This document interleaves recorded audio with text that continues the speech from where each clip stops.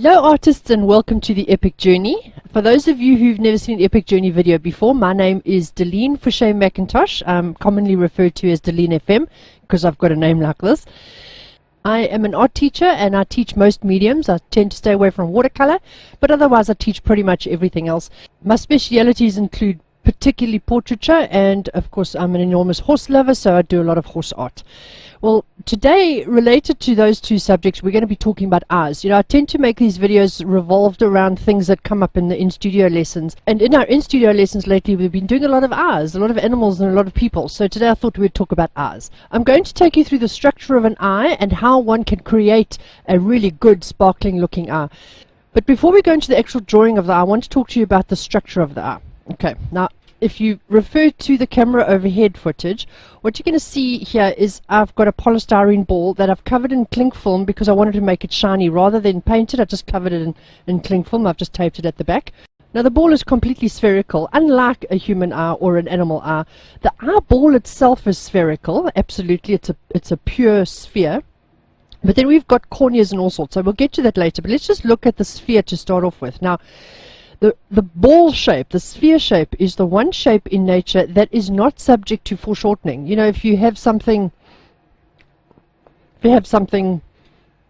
disc shape, as you turn it, so it's going to show differences in perspective.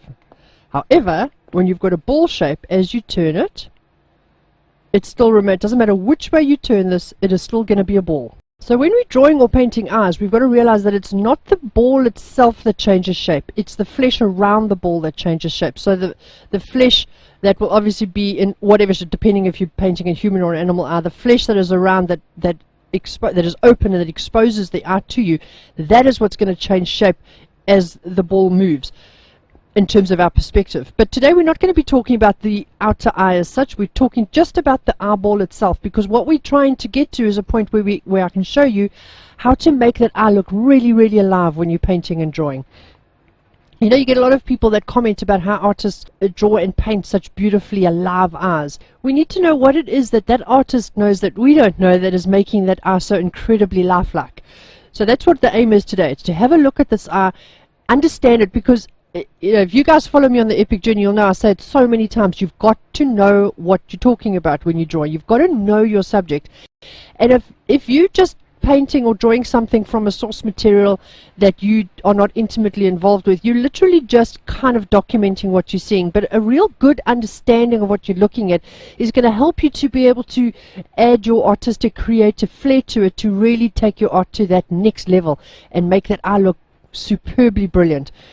Alright, so when we have a look, like I said, at the eyeball itself is completely spherical. But let's have a look at this one here. What I've done is I've taken a hot knife and I've just sliced off a little bit of the ball. So if you look at it from the side, it's got a bit of a flat edge. So now we're just talking about eyes in general, not specifically human or animals. This will apply to most animals. There's one or two animals, and the horse is one of them, and we'll come to that, where this is not quite as applicable, but it's particularly applicable to humans. If you take your round sphere and you just slice off a little bit, turn it to the side, we'll see the one side is slightly flat. That will be representative of the iris, because the iris is a muscle that sits and opens and closes to let light in, and it's disc shaped, so it's completely flat. That is not where it ends. We've actually then got a kind of call it, for want of a better word, a bit of a bubble over that. That is the cornea that protects that eye from dust and rubbish getting in there. And that cornea is slightly raised. So to represent that, I've got another slightly smaller piece that I've actually sliced off a smaller polystyrene ball. Unfortunately, I couldn't get a clear one. I was hoping to get clear because the cornea is clear. But if we place that on top of the iris, then what we're going to see... So let's put a thingy in there so it'll stay still for me. Okay. So if we place that on top of the iris... This, of course, will be clear, so you'll see the color of the iris, but you've got an extra bubble. So you've got a round ball. If you look at it in the camera from the side, you've got a round ball with an extra bubble coming off the side of it. Now, that is hugely important to understand, because that is going to make a lot of difference to how your shadows and your lights fall. Now, I have been teaching for many, many years, and I have so often said to people, your shadows fall on the iris, the highlights fall on the cornea. they look at me strange, and frankly I look at myself strange too, because first of all, you've got to know what the iris and the cornea is. You've got to understand that the iris is flat and the cornea is dome shape. That would be representative of the cornea, and the slice that I took off the eyeball would be representative of the iris itself. So when you think, okay, now why is it that shadows fall on the flat part and highlights fall on the round part? Well, strictly speaking, that's not really true. Of course, shadows and highlights are going to fall on both parts. But what we're going to notice is that the highlights that fall on the cornea, that's the raised bit, are going to be far, far, far more obvious than the highlights that fall on the flat part. We're also going to notice that shadows that fall on the cornea are going to be a lot less obvious than shadows that fall on the flat part, which is the iris. Now, what is the reason for that? I'll go a little bit off the beaten track now. Have you ever looked into a shop window or into a house window and you can't quite see through because the sunlight is catching on that window and it's causing a glare? So the window is not terribly transparent because of this direct light that's shining on it. But if you go up to it and you cover your hands and you create a little pocket of shadow, you can see quite clearly into the window. That's what's happening here. Of course, you're creating a shadow on the window, and what's happening because that you've created that shadow on the window is that you're now able to see straight through it because the light is not bouncing back from the highlight straight into your eyes. You've cancelled out that light. So that is a shadow, but you don't really see the shadow on the window. You might see it lying, you might see it falling onto the floor inside, the building that you're looking into. So that would be, let's say, representative of the iris. But the highlight, when you're looking at the window without a shadow on it, the highlight is bouncing back at you, so you can't see past it. So you can't see what is behind that. And even if you can, it's sort of a bit clouded. You can't really see it terribly clearly.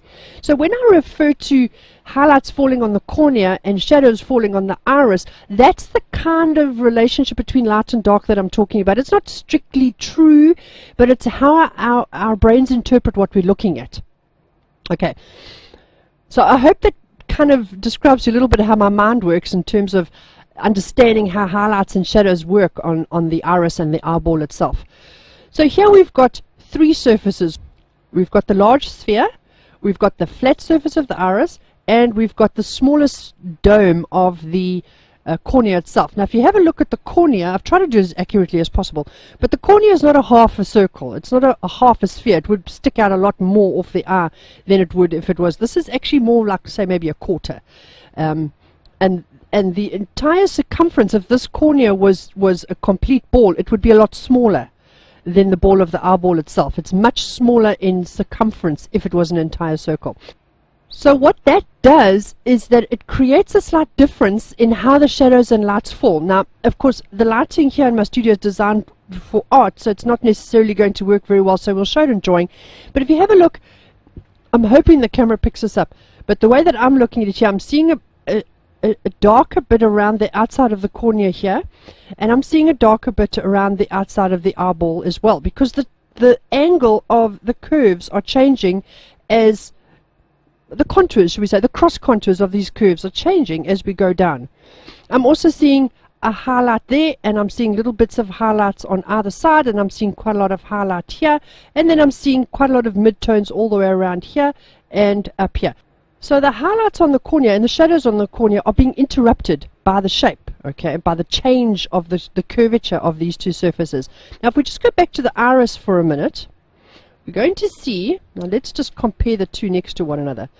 We're going to see, that would be the iris, we're going to see how the highlights, let me just move it around a little bit so you guys might see how it works. The highlights are different. It doesn't catch the light in the same way because that's a flat surface. So the highlights here are going to be far more general. So they're not nearly as obvious to us as what the highlights are on the cornea because they're concentrated. Okay, so that's a whole lot of technicalities. I'm not going to go into too much more about the detail or about the anatomy of the eye. But, when artists talk about knowing anatomy and how it helps, this is the kind of thing they're talking about. To understand the anatomy of the object that you're drawing really, really helps you to understand how and why shadows and highlights fall where they do, or why structures fall where they do. And it can really help you to improve. In this case, it can help you to improve the glint in the eye. It can help you to make a more realistic looking eye, that they really look like they're burning into your soul.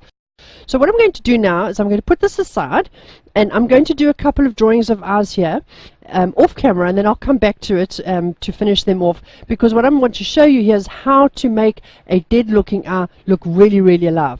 So let me get drawing and I'll be back with you in a mo. Alright, so here we've got a human eye and a horse's eye. I've specifically chosen reference material that really didn't give a lot of highlight in the eye, so there was not a lot of life in these eyes. And these are very quick sketches. I think they took me maybe 10 minutes each, so they really, you know, they aren't fancy sketches, so please forgive me for that. But what we're going to do now is we're going to try and put some life into these eyes. Now, what you've got to understand about a horse's eye is that the cornea part, the part that protrudes off of the eyeball, is much bigger in relationship to the eyeball itself as what a human eye. You see, we see a lot more of the white in the human eye than what we do on the horse's eye. The horse's eye is, the cornea is so big that unless they're really looking close ahead of them, you can see a little bit of white at the back of the eye in that case, or if they're frightened and they're looking behind them or their eyes are wide with fear, then you can see some of the white. But other than that, you really don't see a lot of the white of the eye. So the life of this eye has got to come into the cornea only. So let's leave the horse's eye for a moment. Let's have a look at the human eye, because there's a couple of things that we can do here, because that's looking pretty flat. We don't really see any shape to that cornea. So in the reference material we had a little bit of a highlight there. Okay, that's all. That was pretty much all there was. But I want to give this eye some sort of shape. Now I know from my model that we've got a difference in the light and a change of the curvature here, so I can exploit that to make my eye look a little bit more exciting. The directionality of the light in this particular case is coming from the top, but not really all that strong. So whatever the light is that I want to create in here, it's going to have to be at the top. That's another thing. You've got to make sure that your highlights make sense in terms of your light direction. Okay, so now I'm going to start putting a little bit of highlight underneath the eyelashes. This part here, that's the shadow. You see me.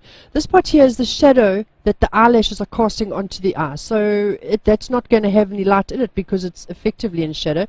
But I can start putting in a little bit of what I can assume will be light that is reflected down through or below the eyelashes.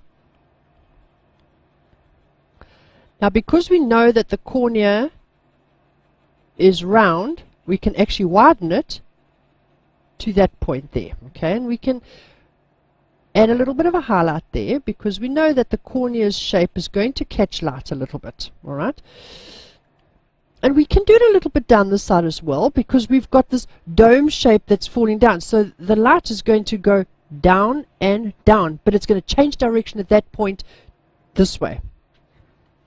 So we can add a little bit more light going down. Now straight away we're starting to see that our cornea is starting to take a little bit more shape.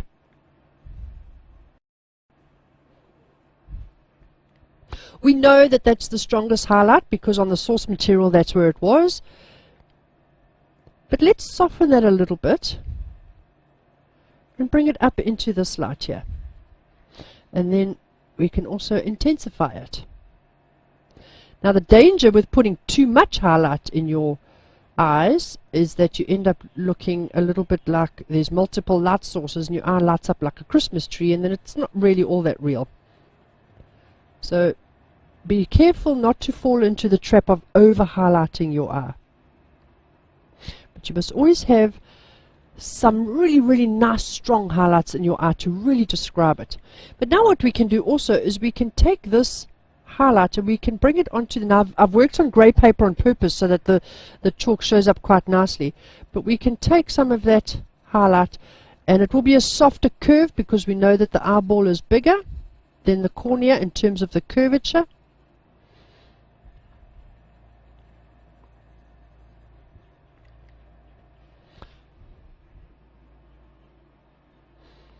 And now we've got this curve coming down and we want to slightly change the directionality of the curve, or the circumference of the curve, because we know that the eyeball is bigger than the iris, than the cornea. So we've added a little bit of highlights there. Another thing that we can do is we know that the eye is quite moist and there's often a collection of moisture at the bottom here, so we can just add a few little highlights right up against the lower eyelid here to denote some of the moisture. Now if you add too much of this, it's going to look like your subject is crying, so don't overemphasize this, but you can add a little, and then some here in the shadows as well, where we can suggest a little bit of reflected light. coming into the highlight that's on the eyeball itself. And then, of course, what often happens is that this little fleshy bit in the corner of the eye also catches a little bit of light. So we can also just go and add a few little touches of highlights in there.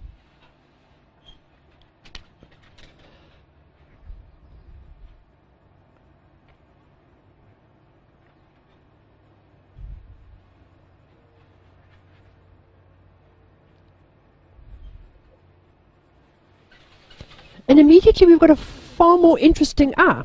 Now, I would fix this now and really go and highlight that a bit.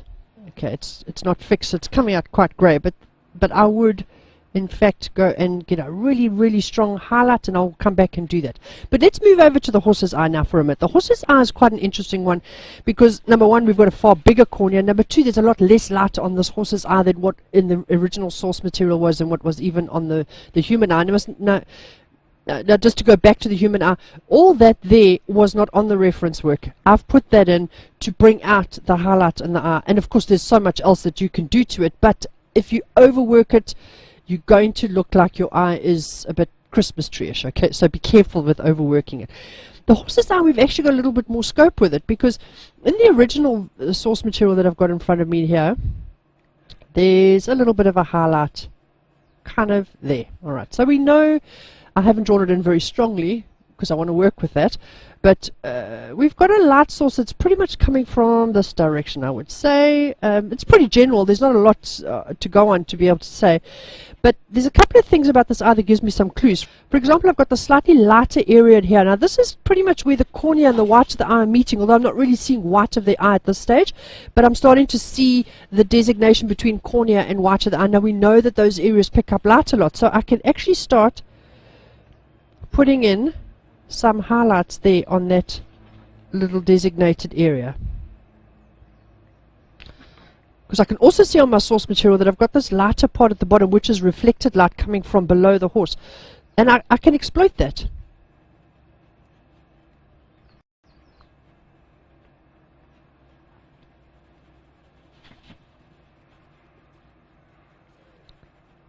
Let's really lighten that a little.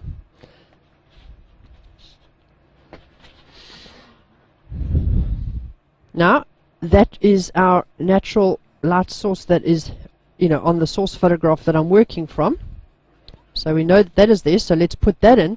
But let's expand on that and really start giving that eye some curvature.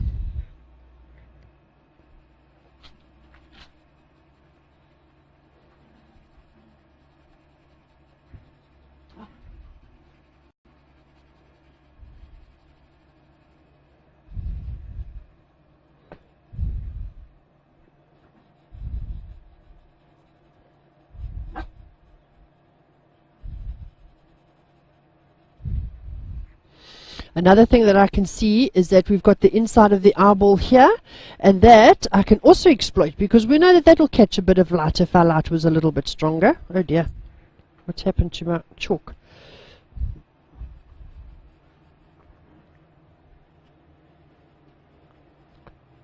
So we can give that a little bit of a line, and that will pick up the inside corner of the horse's eye quite nicely.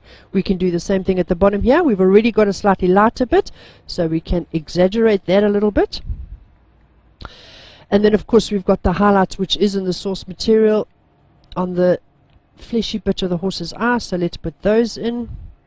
I'm just doing this, really quite quickly.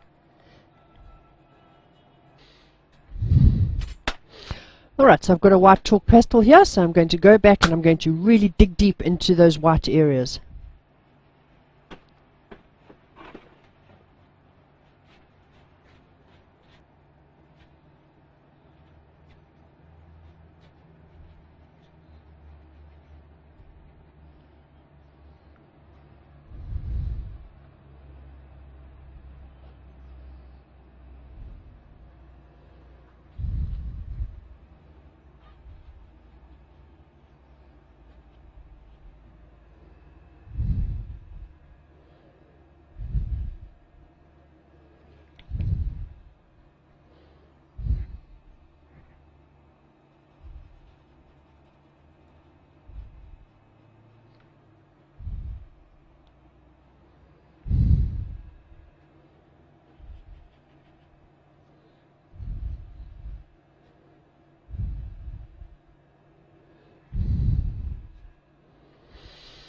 And now on the human eye, we'll do a similar thing. We'll dig deep into the very whitest of the highlighters, the very whitest of the highlight areas, and really get this eye sparkling.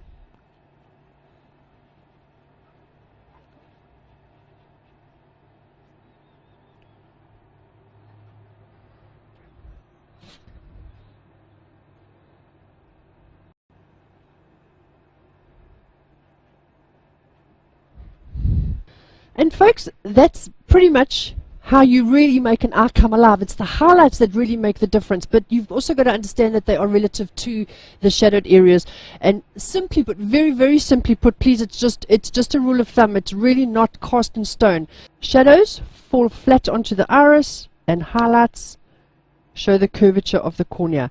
And the highlights will give it moisture, the highlights will give it dimension, and suddenly your eye just starts to pop, and people will look at your artwork and go, wow, your eyes are so beautiful. And it really is a relatively simple understanding.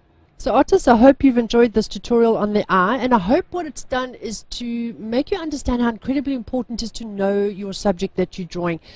It's really, really a good idea for us that are completely horsey mad and want to draw a lot of horses. It's a good idea to actually spend time with horses and gaze. And, I used to sit and gaze into my horse's eyes, and I think he thought I was just gazing lovingly. But what I was actually doing, besides gazing lovingly, was studying the structure of the eye. And a lot of what I draw of the horse's eye comes from what I've seen in real life in my own horse's eyes. So it's a really a good idea. There's all sorts of other things. You can run your hands over the bones of the face. So, these cheekbones that are so nice and sharp, you run your hands over it and you feel the sharpness of the cheekbones. And it's amazing how that experience with the subject that you're drawing is actually going to make you a better artist, because you're understanding it from a more than a purely academic point of view.